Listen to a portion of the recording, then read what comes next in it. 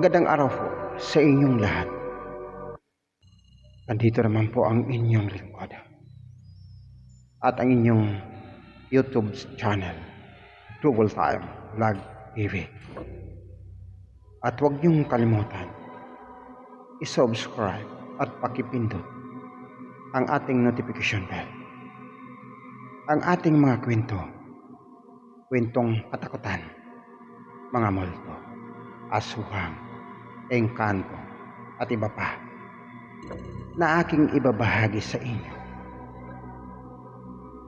At hayaan po ninyong umpisahan ko ang nagpadala ng kwento na tawagin na lang nating Alice. At ang ating pinamagatang pagsapit ng gabi at ang dilim. Iba na ang mundo ng ating ginagalawan. Habang si Alice, nangyayari sa kanya ito sa kanilang baryo. Dahil katatapos lang ng high school ni Alice at umuwi siya doon sa Mindanao, Surigao del Norte, Mayag, Quezon City. At habang nagpaalam siya sa kanyang mga magulang dahil gabi na yon, magkalasahis na. Habang pumunta lamang siya doon sa kanilang plaza, dahil ang kanilang plaza at puno ng mga kakahuyan dahil ito'y paahan ng bundok. At makikita mo rin ang malalaking bato na kung saan malalaki pa sa bahay. At maya-maya, habang tumitingin si Alice sa kanyang kapaligiran, dahil halos siya na lang na mag-isa doon, dahil ang mga batang naglalaro ay unti-unti na itong umuwi sa kanila. Dahil ng unang panahon pa, mga 80s, wala pa naman kuryente sa mga poste. Kaya gabi na ang pagkaalas 6:30. At nagtataka ngayon si Alice dahil mayroong isang lumitaw na isang babae sa kanyang harapan. At nakasuot ito ng puti at nakasombrero. Dahil iba ang pagtingin ni Alice sa kanya. At dahilan doon ay tinatanong ni Alice kung sino siya, kung saan siya galing. Ngunit nagsabi ang babae na siya si Carolina. At sabi niya, magmula ngayon, magkaibigan na tayo, Alice. Gusto mo bang sumama sa akin? Papakita ko sa iyo kung saan ako nakatira. Dahil sabi naman ni Alice, o sige Carolina, sasama ako sa iyo. Dahil naiinip na rin ako sa aming bahay. Katapos lang din akong nag-graduate. At sa susunod na pasukan, papasok na ako ng college. Kaya nandito, naiinip ako. Dahil wala kuryente sa amin, kung hindi radio lang ang aming pinapakinggan halos dito sa aming baryo. At wika naman ito ni Alice. At dahil doon, sabi ni Carolina, o sige, umawak ka sa akin at pupunta kita doon sa aming lugar. At hindi naman nag-atubilis si Alice para hawakan ang kamay ni Carolina. Ngunit iba ang kanyang nararamdaman. Para bang ang kamay at napakalambot. At nag-umpisa na naglalakbay ang dalawa.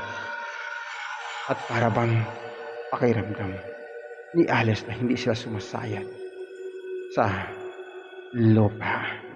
At nagtataka ngayon at hindi lamang ito pinansin ni Alice. Dahil natatakot siya. Baka mamaya mahuhulog siya dahil yun ang kanyang pakiramdam. At biglang bumukas ang mga kakahuyan na nandoon habang naglalakad kung mari sila. At mamaya pumasok sila sa pinakamalaking gate ng subdivision. At doon, unti-unti na silang pumasok ni Alice at Carolina. At ang sabi ni Carolina, maglakad ka na lang muna, Alice. At doon naglakad, napakabilis sa kanyang lakad. At para bang nagsasakay sila ng sasakyan. At inikot. At namamangha ngayon si Alice sa kanyang nakita. Dahil kakaiba, napakalinis ang lugar. At maliliit lang ang bahay. Pero kompleto. May mga television. At kompleto. At high-tech lahat. Dahil ang lahat ng kanilang ginagamit, yun ay mga kuryente. At pumasok sila doon sa bahay ni Carolina. Ngunit nung nakita ni Alice, ibang-iba ang lahat. Dahil pagpasok, lahat do kuryente. Pati ang kanilang pagkain. At halos dipindot lamang ito. At dumarating na sa kanilang harapan. At doon, parang namamangha. At parang nanaginip si Alice. Nanaginip na totoo naman na kanyang naranasan. At nung natapos na sila, at nung sabi ni Carolina at kakain mo na sila at pagmerienda, ngunit nakita nila at nakita ni Alice ang iba-ibang mga pagkain. At mayroon din doong itim at may yellow at may puti. Ngunit pinapapili ngayon ni Carolina si Alice ng kanyang pagkain. At pinili naman ito ni Alice ang puting pagkain na nakahain doon sa misa. At yun ang kanilang kinakain. At dumating din ang mga magulang ni Alice dahil napakalaki ang bahay nila Carolina. At dahil doon sabi ni Alice, hindi ko talaga maiisip lahat na makarating ako. At nung sumilip si Alice sa labas, puno ito ng ilaw. At para bang napakalinis. At ang mga tao, napakadami na para bang hindi nauubos habang naglalakad sila. At marami nakikita si Alice ng iba-ibang mga tao na naglalaro, mga bata at mga pangapalaro, mga Ferris wheel. At napakadami pa kanyang nakita. At para bang nalilibang si Alice sa lahat na kanyang nakikita. Nakakaiba at nagtataka na kung anong mundo ang kanyang napasukan. At umikot sila ni Carolina sa lugar na kung saan lugar ni Carolina, lugar ng mga engkanto. At nung napagod na si Alice sa kakaikot, umupo si Alice doon sa isang upuan na malapit doon sa bahay nila Carolina. At noon, para bang ang sarap ng pakiramdam ni Alice na para humiga. Ngunit nung nakita niya ang langit, na para bang napakalapit lang ang langit at ang mga bituin doon sa lugar na yun. At nagtataka si Alice kung talagang siya ba'y gising. At sinabi niya kay Carolina, Carolina, nagtataka ako at bakit nakarating ako rito. At hindi ba ito panaginip? At ang sabi naman ni Carolina, hindi mo ba alam na nandoon ka sa plaza ninyo? At nilapitan kita dahil nag-iisa ka lamang, kaya isinama kita dito sa aming mundo. At kung gusto mo ba, dito ka na lang titira at hindi ka na uuwi sa inyo. At lahat na yan nakikita mo, ibibigay ko sa iyo. At dito, wala kang kamatayan. At dito, wala kang problema. At lahat ang iyong nakikita, yan ay para sa iyo. At lahat, yan ay gugustuhin mo, ay mangyayari sa iyo. Huwag ka nang bumalik doon, Alice, sa inyong mundo. Ngunit, sabi ni Alice, hindi pwede, Carolina, dahil kailangan ko na umuwi sa amin dahil hinihintay na ako sa aking mga magulang. At please, pauwiin mo na ako dahil medyo matagal na rin ako na nandito sa inyo.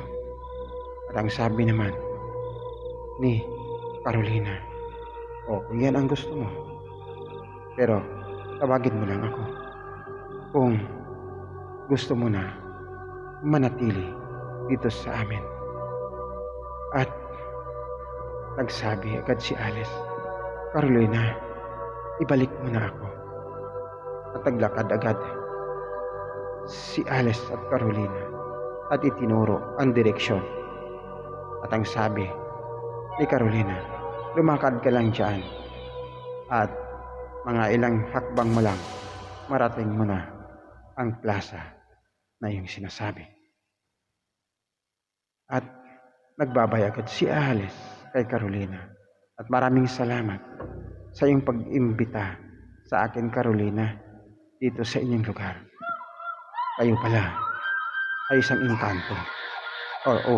Yan ang sabi ni Carolina kay Alice. At doon, unti-unting lumakad si Alice. At bigla yung lumingiw si Alice. At wala na ang kanyang nakitang mga bahay at kakaiba dahil ito ay kakahuyan na at mga bato at mga punong kahoy. At mga ilang minuto lamang naglakad siya, nakita na agad niya ang plaza, na kung plaza nandoon siya nakaupo. At nag-alala na ang kanyang mga magulang dahil magka-alas 11 na ng gabi na kung saan si Alice pumunta. At maya-maya nakarinig si Alice ng mga nagsasalita. At hinahanap niya pala si Alice ng kanyang mga magulang. At nagtatanong si Alice kung sino yon. At pagdating doon nakita ni Alice ang kanyang magulang, kapatid at kanyang nanay. At nagsabi, "Nakong bata ka, saan ka ba galing? Alas 3 oras ka nawawala." "Nanay, dito lang ako. At mayroon akong ikikwento sa inyo." "Ano pong 3 oras? Halos kalahating oras lang akong nawala." "At hindi, Alice, hindi ka magsinungaling. Saan ka ba talaga galing?" At wika ng kanyang magulang. At doon, umuwi na agad si Alice doon sa kanilang bahay. At ikinikwento ni Alice lahat ang kanyang naranasan at pag-imbita ng kanyang kaibigan na si Carolina. At nagsabi, "Nanay, inimbitahan ako ng aking kaibigan ng isang engkanto na si Carolina ang kanyang pangalan. At iba-iba ang kanilang mundo. Napakaganda. At wala kang makitang problema dahil parang limot mo lahat na nandoon ka sa kanila." At ang sabi naman ng nanay, "Ay, Jesus Maria, talaga anak. Bakit yan ang sinasabi mo? Halika nga dito. At ayaw ko nang maulit ka. At ayaw mo nang sumama doon. Darating ang araw na hindi ka na makakabalik sa inyong lugar." At dahil doon, ang ginawa ng nanay, dahil mayroong habak naman na dala-dala ang kanyang nanay. At ito ay nilipat kay Alice. At mula noon, hindi na binalikan si Alice. At hindi na niya nararamdaman na lumapit pa si Carolina sa kanya. Dahil siguro sa taglay na habak na orasyon na dala-dala ni Alice sa kanyang katawan. At ngayon, natapos na si Alice sa kanyang pag-aaral at nakapagtrabaho na siya sa bangko dahil commerce ang kanya tinatapos. At ito ay kinikwento sa atin ni Alex ang kanyang karanasan sa isang engkanto na si Carolina. At dito matapos ang ating kwento ng isang engkanto na kung saan na imbitahan si Alice. Magandang gabi po, araw sa inyong lahat. Sana po i-subscribe na po ang ating YouTube channel para marami po tayong mga kwento na maibigay sa inyo. Maraming salamat at God bless.